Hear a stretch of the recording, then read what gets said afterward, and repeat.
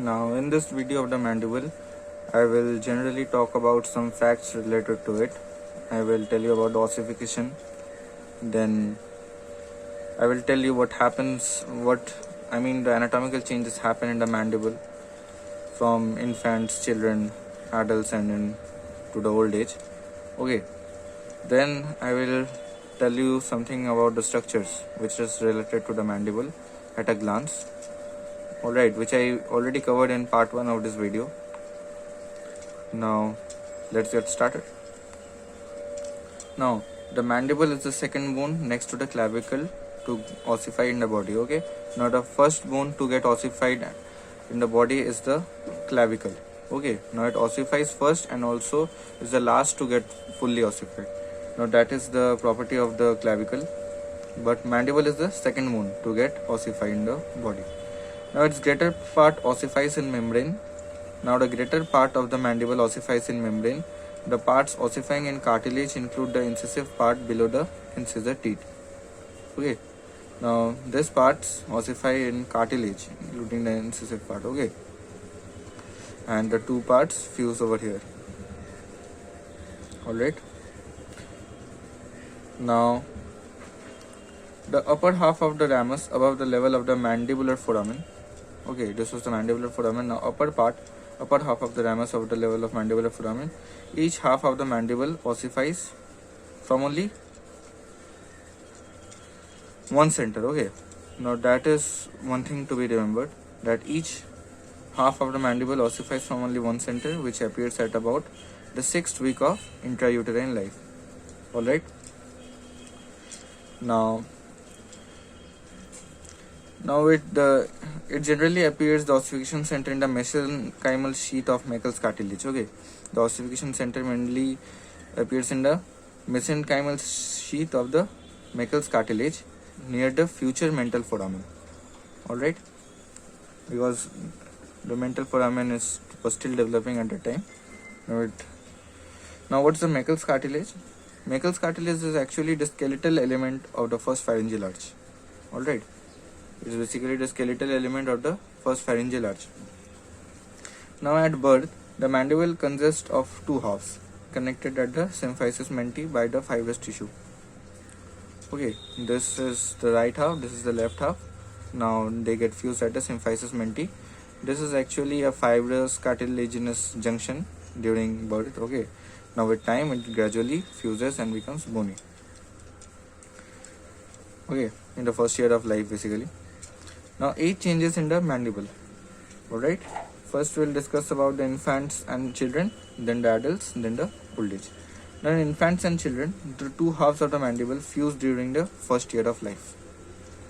Okay, in infants and children, the two halves of the mandible during the first year of life, they get fused. Now at birth, the mental foramen opens below the sockets for the two deciduous molar teeth. Okay, now the molar teeth is basically present over here. Then the mental foramen opens below the sockets for the two deciduous molar teeth near the lower border. Alright, they are basically here situated in this part. Okay, and gradually they shift upward with time. I'll tell you that later. This is so because the bone is made up of only the alveolar part with the teeth sockets. Now the bone is generally developed here. Now the mandibular canal runs near the lower border. Because the mental foramen is here, then the mandibular canal also runs near the lower border.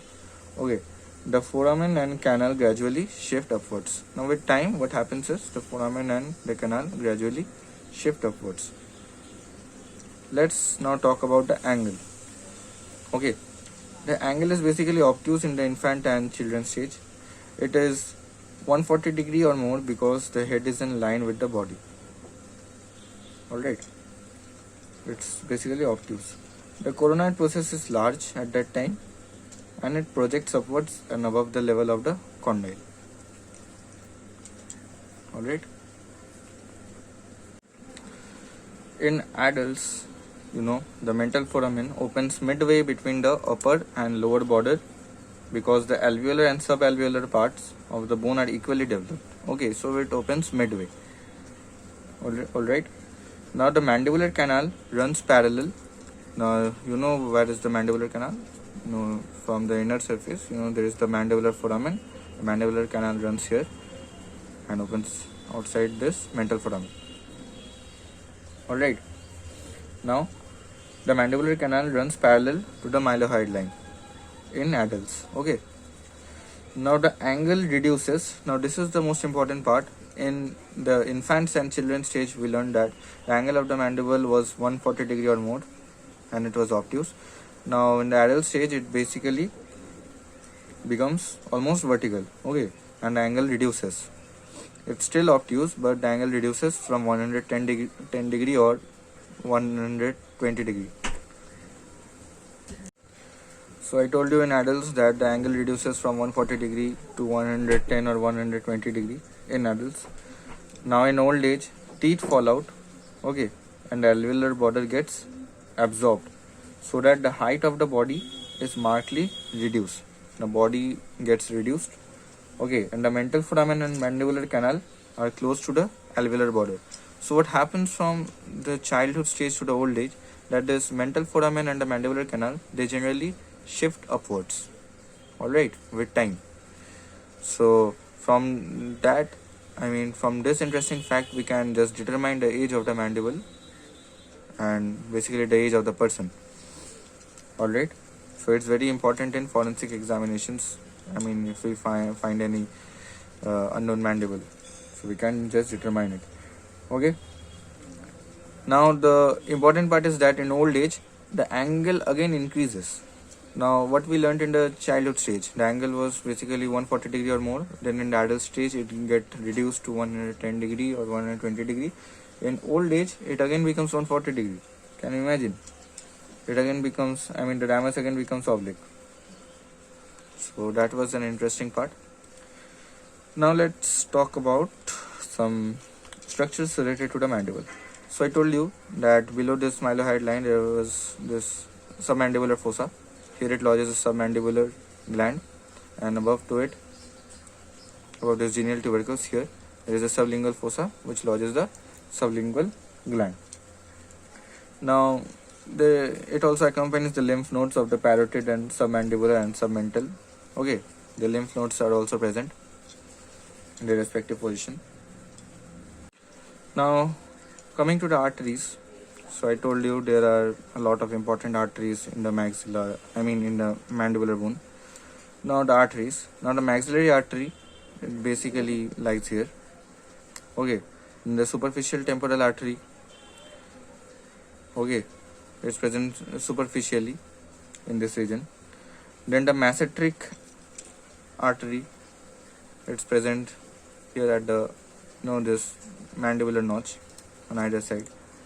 Then the inferior alveolar artery, it gets inside this, in the interior of this mandibular canal. Next, coming to the mylohyoid artery, it supplies the mylohyoid muscle in the mylohyoid line.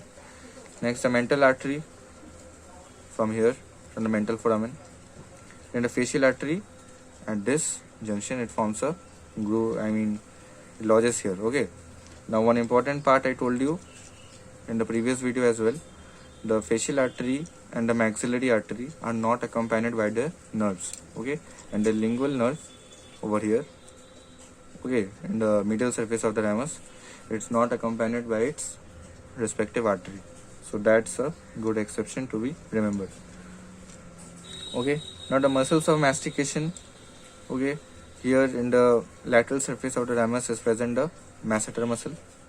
Okay, it majorly, it's basically covered by the masseter muscle.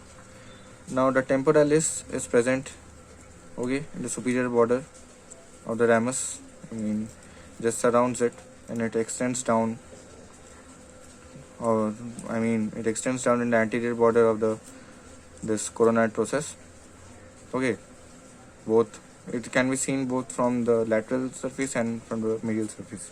Alright, then the medial pterygoid is present on the medial surface of the ramus near the lower border over here, and the lateral pterygoid in the anterior aspect of the neck of the condylate process. Okay, now there are certain ligaments like the lateral ligament of temporomandibular joint, the stylomandibular ligament, which is coming from the styloid process, the sphenomandibular ligament from this lingula, and then the pterygomandibular raphe over here, just aside to this sphenomandibular ligament. Alright, so this was basically about the important structures related to the mandible.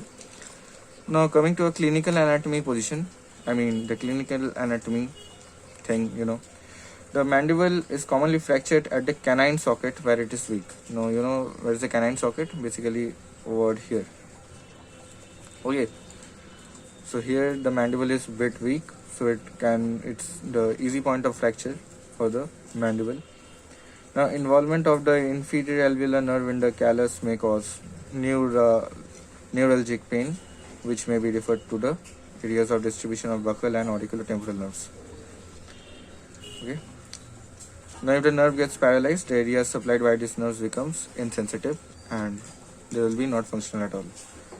The next common fracture of the mandible occurs at the angle and neck of the mandible. So this is the angle and neck of the mandible over here. This is the next common fracture point. The first fracture point was near this canine fossa. Okay, and the second fracture point is over here in the junction of the this angle, near the angle. And the third fracture point is at this neck. Alright, so these are the weakest points of the mandible which are prone to get fractured easily. Okay, now this ends the topic of mandible. Hopefully I have covered all the points related to it. So keep watching and studying. Until next time.